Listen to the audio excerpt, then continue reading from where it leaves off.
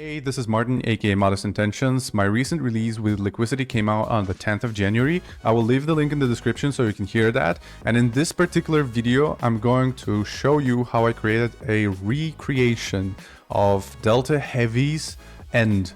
That's a song from their latest album, and I was actually limited to an hour and a half because this was specifically requested by Colin, who's my student, and that is the amount of time that we had on our session. So it doesn't sound exactly one-to-one, but it's pretty close. Let's go.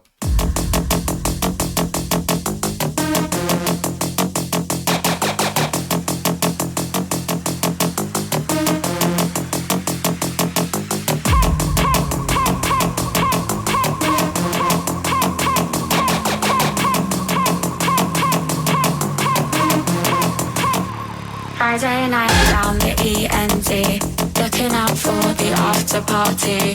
Tubbing up harder, yeah, on repeat. It's just you and me, we're going deep.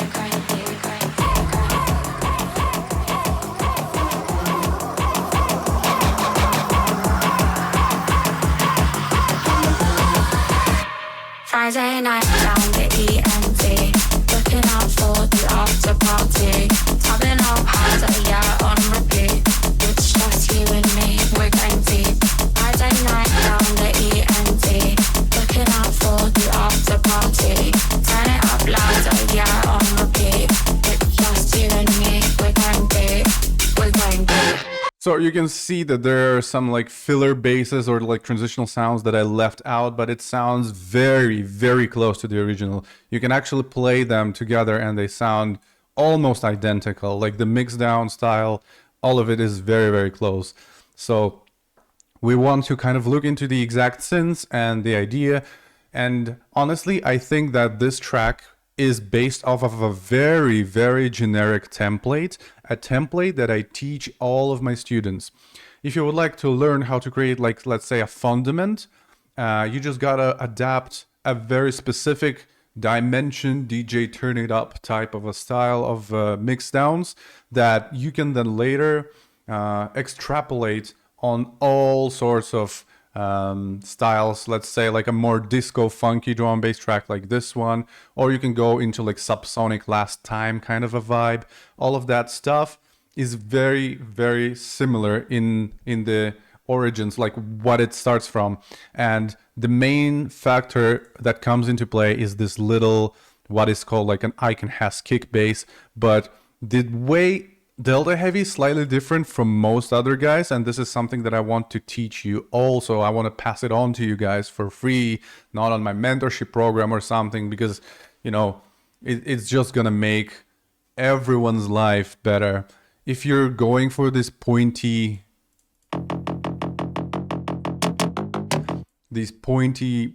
icon has kick mid basses, please try to make sure you're not using an actual icon has kick wavetable. You can actually drop a kick drum right into Serum right here. Let me show you that. Right here. And it sounds almost like icon has kick, but every single kick drum gives you a slightly unique waveform, therefore unique character. And you can tell that Delta Heavy does that because every other kick drum will create a sound from one of the Delta Heavy tracks. They are really, really similar.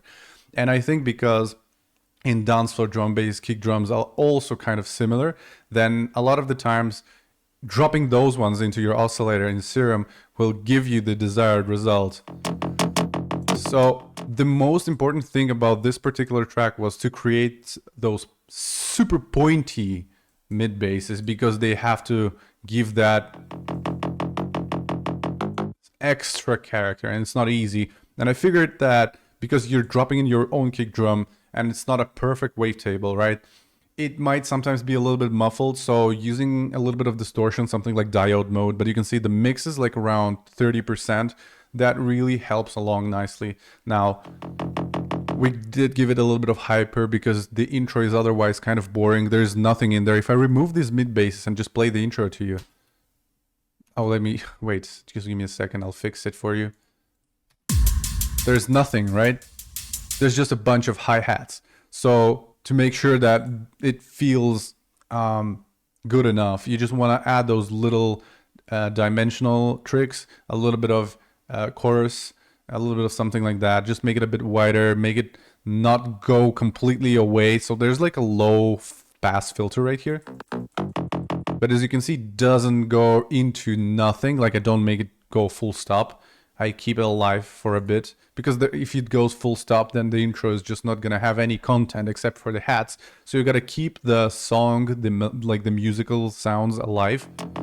Now there's this other kick bass that's generated from the same kick drum. I warn you, if you do this, you might run into phasing issues. So that's why you can see that I turned off the randomness of the phase and I slightly twitched the phases of these sounds. This one is basically replicating like an open hat. So it's that after kick before the snare type of hat bass. So it's kind of like if you put the drum in here, let me do it. Like let me put some drums in there. For example, this drum loop right here, you can hear that. So it's right where the open hat is supposed to be. And first, it didn't sound as pointy, so I decided to add this little tambourine hat. And honestly, it felt like this is something Delta Heavy also used, which is kind of creative. I would never think of doing that, but can you hear the difference? Let me turn that off. Not sure if it translates perfectly through YouTube, but that super high-end tambourine really helps to create that extra transient. So there's like a little impact, a bunch of driving percussions, just very basic stuff. Try to replicate something similar to actual Delta Heavy. Now, here's where I'm actually going for very similar sounds.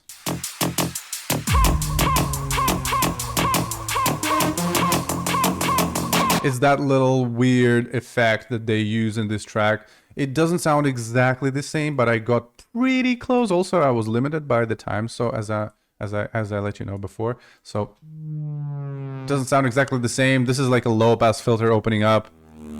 A pitch shift, I guess. Is it? Nah, that is actually a distortion. Like there's a linear full distortion that I have put on the drive, and the mix is getting bigger the further down we go. And there's a bit of a pitch shift. I found that this is not particularly a sawtooth, so I could have used something else here. It sounded more like a 303 acid type of a sawtooth, like a slightly changed wavetable, but you know, I just decided to keep it like that because it wasn't that important in the moment.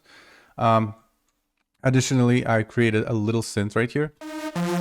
This is a very classic synth. It's similar to the likes of Subfocus X-Ray or like any old school pendulum tracks. Usually they used to make that type of a lead by applying 3 unison voices. Specifically 3 because it sounds exactly like that. You know, it's very, very close. I did 4 because I thought the sound was a little bit more fat than the classical X-Ray type of a lead synth. So based on what I heard, and then I decided to go for the reggae effect because the effect is like, that's kind of the effect that they use in the original. And I couldn't find a better sample. I think this is the closest one that it gets. The original sound goes something like this. I just had to kind of make it a bit more distorted because Delta Heavy made it very squashed and gave it a little bit of space, so there's a bit of room. I honestly think that Delta Heavy uses like a single reverb on like a lot of stuff, so they're probably sending everything, like all the synths, to some, outsourcing it to some like send where there's a reverb on there. I didn't do that this way here. I did the usual way because my usual way would be just creating reverbs independently. But that's kind of all. There's not a lot to unpack here. There's a bunch of mid basses, the little effects and things. Oh, I should return it to where it was. It's nothing unique right there. Now, let's go into the next part. Oh yeah, the vocal. That is the funniest part because this particular vocal is the one that Delta Heavy actually uses, and it's a. You can see the name of the sample. It's the sample from Splice by Kappa, and it's exactly the same one as in the original. And if there's anything that you can learn from the concept of how the intros and build-ups are made by Delta Heavy, it's a very similar approach to mine. They try to make sure that not everything is bright and open. So this vocal is slightly high-passed, both in the original and in my version, because if you open it up, it goes pretty... You see what I mean? And that is a little bit too much. There's already these pointy, transient mid basses. So if you open everything up and then make everything very bright right in the intro, what you end up suffering with is your drop because it doesn't feel as powerful. That is relevant both to the low end, because if you give too much bass information pre-drop, your drop doesn't work. And also to the high end, because if you give too many hats away, too many like open hissy vocals, then the drop just don't have the same energy. So gotta kind of be careful with that. Friday night down the END, looking out for the after party. It's all actually, if you look at this vocal is actually pretty smart as well. It feels a little bit darker, but it's maybe because it's like it's maybe because it's an AI that I use to cut out a stem, but I don't know. But otherwise, it's a very generic intro. There's nothing to unpack. On repeat, it's just you and me. We're going deep, going deep, going deep. Now, this interesting thing is this little sound right here that you might not even notice.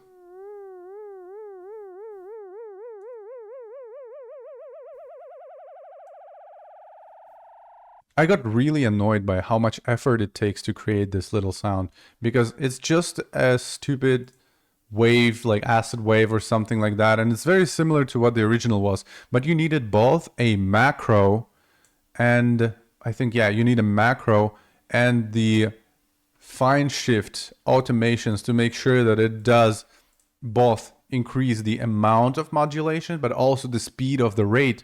So that was really, I was like, what? That is a bit too much effort. But I guess it really depends on the digital audio workstation.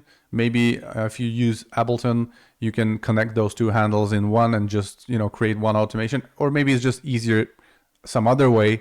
But here I had to make two of them, which was kind of annoying, to be honest. Now, let's go right into the drop.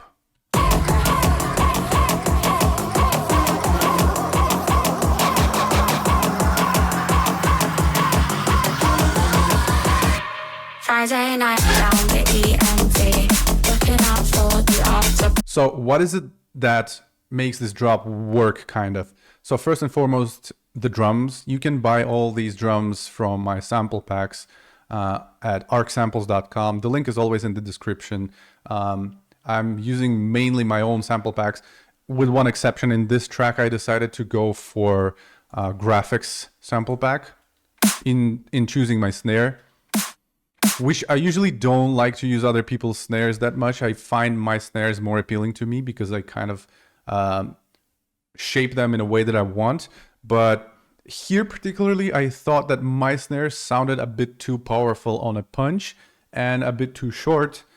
So I chose this like graphics sample pack where you basically just have a longer tail and a slightly more chill attack, and it seems to work well, but it does sound a bit Delta Heavy-ish compared to my style. And then also, of course, Delta Heavy has been known to use this type of open hat all the time, so you can see that. Funniest part is I'm not even sidechaining this, and it still goes as loud as like minus 3.5 loops. So this track is already like very, very loud. And if I were to drop this one in the club, it would go off. Now, there's a bit of percussion here, not so important. Delta Heavy's drums are kind of like, make the 1/8 type of a, but also add some open hat, like.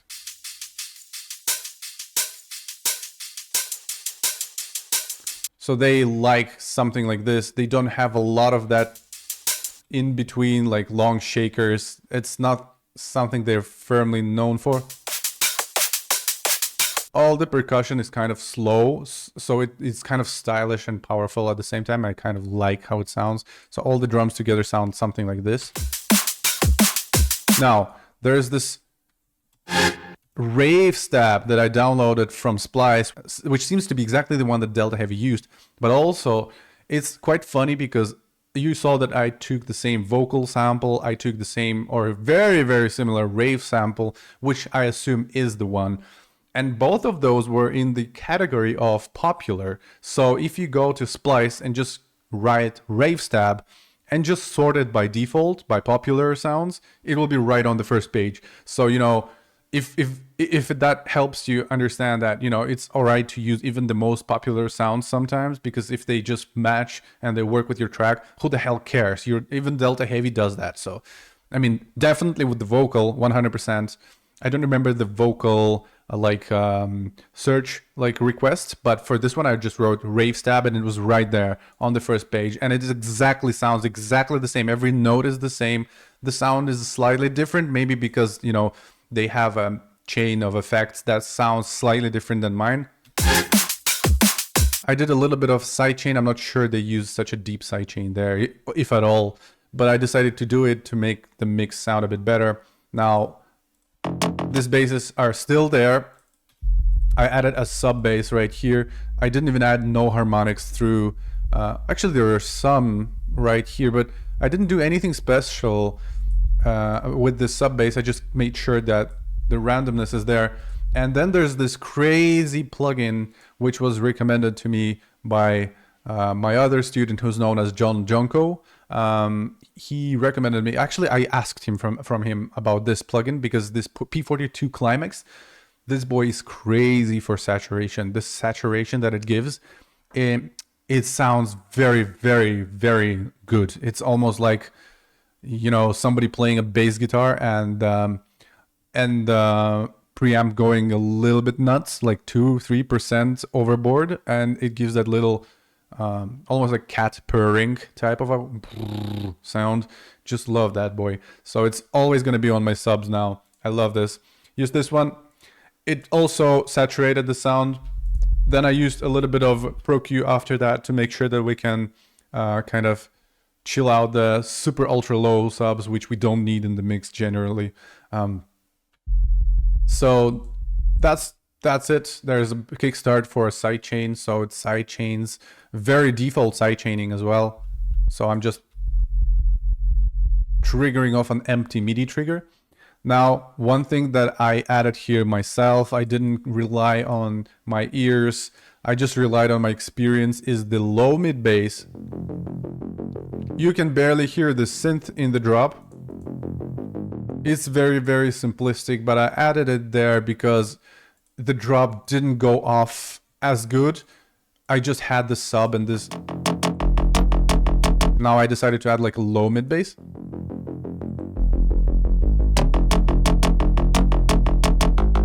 It just gives a little bit of that warmth in addition to that saturation that we already provided to our sub bass. And, you know, then it was all about adjusting the kicks and the snares. So with my kick drum, I did a little bit of wave shaping. So that's basically like basic saturation. Just got to find a good plugin for that. Wave Shaper does the trick for me every time. If you're using something else, you could try P42 Climax or like some good soft clipper, which has a saturation mode on it. That works. And of course, I did this cool trick that I teach everybody to use. I deleted everything from 0 to like 60 hertz on this kick drum and created a small bump right there to make sure that we maintain the punch, even though we are actually cleaning out so much space from here. So there is nothing going on, almost nothing. There's actually some information there, but it's actually the punch around 60, 70, 80 hertz is where it all matters. And if you emphasize that a little bit, you can take away all the information from 0 to 60 hertz in exchange, and it's fine. That is a cool trick. I recommend you all to use that.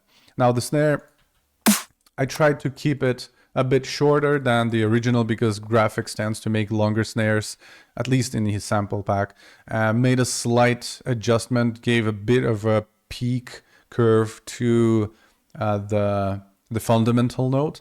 Removed some of the high end, it was a little bit too annoying, and then added a wave shaper to saturate it so it clips even better into the limiter.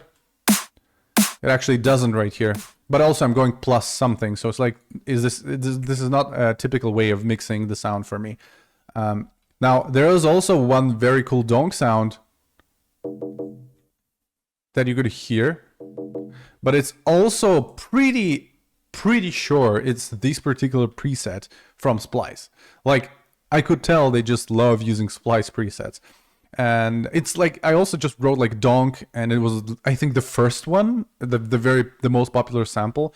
So I don't know, it's either the whole world knows what Delta Heavy does and tries to buy the same samples, or Delta Heavy just go by the most popular sorting and just fucking use it. So I guess that's the thing.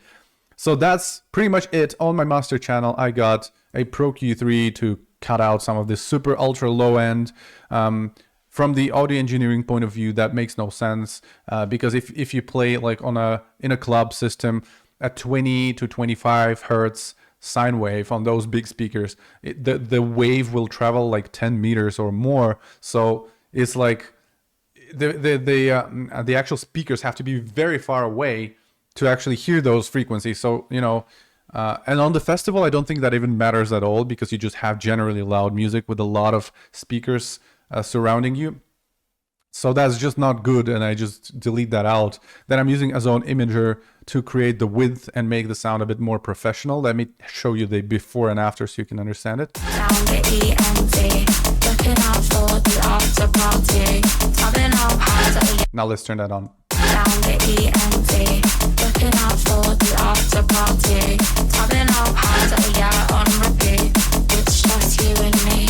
So there's a little bit of extra stereo, and then Pro L2 just to monitor the general loudness, and this track is very loud. I have a feeling I could push it even further, but I just don't want to do that right now, because this was just a little replica of an original song.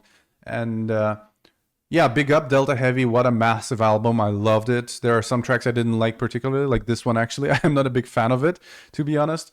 As I mentioned, this was a request by my actual student to make this, and you can actually go and buy this template from my Boosty, so the link will be in the description. All the drum sample packs are on arcsamples.com and also on my Boosty. So, you know, hope you enjoyed this video, and if you want me to reconstruct something else, please write in the comments. And if you would like to learn from me one-on-one, come join my mentorship program. You can join my Discord. The link will be also in the description. Or you can send me an email. My email is my last name, first name @gmail.com. It's also in the description.